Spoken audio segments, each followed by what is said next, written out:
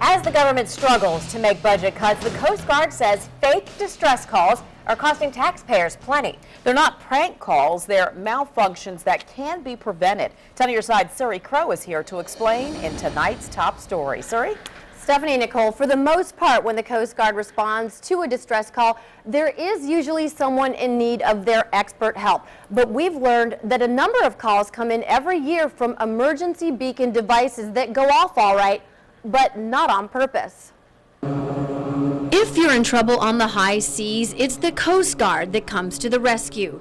They're quick to deploy their cutters, their Jayhawks, the brave crews taking great risks to pull the lost from harm's way. But some calls that come into Command Central are not seafarers in need of saving. So even though it may be an intentionally false call or just a matter of an unregistered beacon, we still respond as if it's an actual event. These devices, emergency position indicator radio beacons, or EPIRBs, can set off false alarms when they get wet.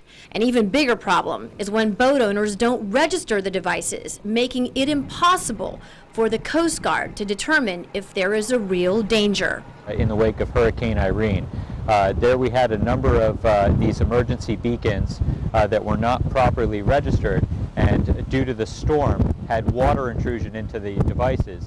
In other words, wet beacons went off and sent rescuers on wild goose chases. In 2011, the Mid-Atlantic region responded with 2,400 search and rescue missions.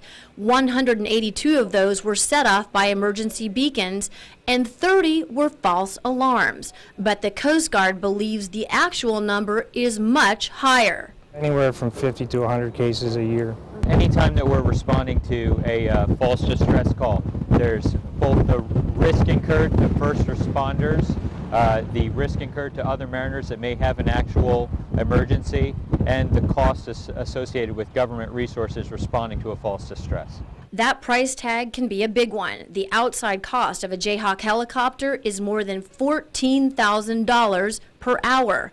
An hour of cutter time, close to $4,500.